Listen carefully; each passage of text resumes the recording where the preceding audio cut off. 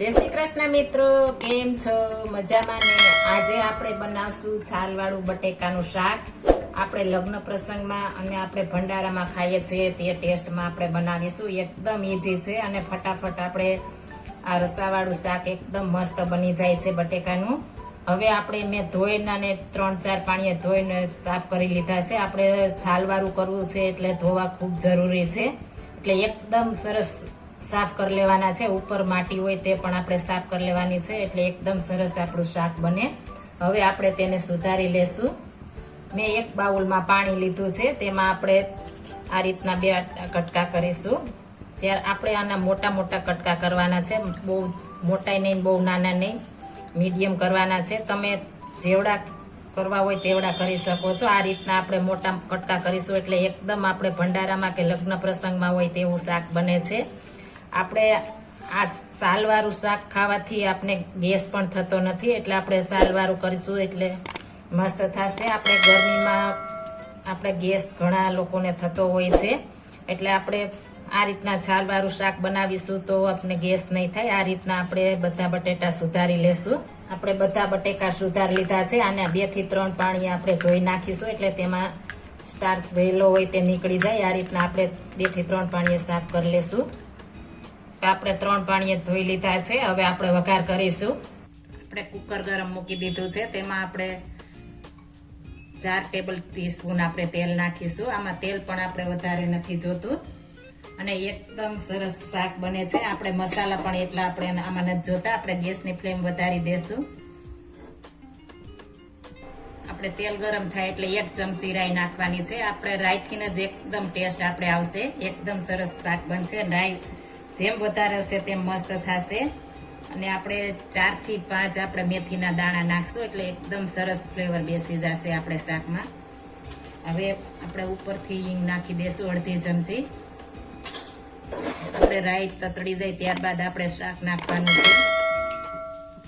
આપણે રાઈ ફૂટી ગઈ છે, આપણે બટેકું નાખી દઈશું અને આને આપણે 4 થી 5 મિનિટ આપણે एकदम तेल में जड़वा देशुं, એટલે एकदम मस्त આપણે શાક થશે। પ્રસંગમાં હોય તેવું જ બનશે, એકદમ સરસ। હવે તેમાં આપણે મસાલા થોડી વાર પછી નાખીશું। આપણે મસ્ત શાક સતળાઈ ગયું છે।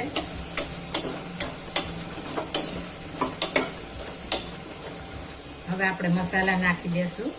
1/2 ચમચી હળદર પાવડર, 2 ચમચી કાશ્મીરી લાલ મરચું પાવડર, તમે જેવું તીખું ખાતા હો તેવું બનાવી શકો છો। અને 1 ચમચી આપણે ધાણા જીરું પાવડર નાખવાના છે। આ ધાણા જીરું પાવડરથી એકદમ સરસ શાક આપણું બને છે। આ રીતના મસાલા મિક્સ કરીને આપણે થોડી વાર રાખી દેશું। આપણે ત્યારબાદ ગરમ મસાલો ઉમેરી દેશું। આપણે 1/2 ચમચી આપણે ગરમ મસાલો નાખીશું। આપણે બધા મસાલા સાથે ગરમ મસાલો નથી નાખવાનો, પાણી નાખવાનું આપણે થોડી એવી વાર હોય ત્યારે નાખવાનો છે, એટલે આપણે મસાલો બળે નહીં। હવે આપણે તેમાં આપણે પાણી નાખી દેશું। 2 કપ પાણી નાખું છું, જેવો તમે રસો ખાતા હો એ પ્રમાણે નાખી શકો છો। 2 કપ પાણી નાખ્યું છે। હવે આપણે સ્વાદ પ્રમાણે નિમક નાખવાનું છે। 1/2 ચમચી નિમક નાખ્યું છે। હવે આ બધું આપણે પેલા મિક્સ કરી દેવાનું છે। તમે જોઈ શકો છો એકદમ મસ્ત આપણે લગ્ન પ્રસંગમાં હોય તેવો આપણે કલર મસ્ત થઈ ગયો છે। ભંડારામાં પણ આ રીતના જ શાક હોય છે। હવે આપણે કુકરનું ઢાંકણું ઢાંકી દેશું। હવે આને આપણે 4 થી 5 વિસલ વગાડશું। હવે આપણું શાક તૈયાર છે। આપણે કુકર ખોલીને જોશું। એકદમ મસ્ત રસાદાર આપણું શાક બની ગયું છે। એકદમ આપણે પ્રસંગમાં હોય તેવું રસાવાળું શાક બની ગયું છે, તમે જોઈ શકો છો। હવે આપણે 5 થી 7 બટેટાના આ રીતના આપણે ચૂંદો કરી લેવાનો છે, એટલે આપણો રસો એકદમ ઘાટો થશે। આપણે પ્રસંગમાં હોય તેવું શાક થશે। આ રીતના આપણે થોડો થોડો આપણે બટેકા ભાંગી લેશું આ રીતના, એટલે એકદમ સરસ રસોવાળું થઈ જશે। આ તમારે જો મોડું આપણે પીરસવાનું હોય તો આપણે થોડી વાર વધારે રસો રાખશું। જો તાત્કાલિક જમવું હોય તો આપણે મીડિયમ રસો રાખી શકશું। બટેટા આપણે શોષી જાય છે એકદમ, એટલે તમે જોઈ શકો છો આપણો રસો શાક તૈયાર છે। હવે આપણે સર્વ કરીશું। તો તૈયાર છે આપણી ડીશ રસાવાળા બટેકાનું શાક। અને બે પડવાળી રોટલી સાથે એકદમ મજા આવે છે. અને આપણે કેરીનો ચૂંદો લીધો છે. કેરીનો ચૂંદો ને બટેકાનું શાક રસાવાળું અને મરચાં એકદમ ખાવાની મજા આવે છે. આ બે પડવાળી રોટલીનો મેં આગળ વિડીયો મૂકી દીધો છે. આપણે આ શાક એકદમ રસાવાળું ખાવાની પણ મજા આવે છે. એકદમ સરસ તમે ખાઈ પણ શકો છો. જો આ મારી રેસીપી પસંદ આવી હોય તો મારી ચેનલ લાઈક, શેર અને સબસ્ક્રાઈબ કરી દેજો. ફરી મળીશું નવી રેસીપી લઈને. જય શ્રી કૃષ્ણ.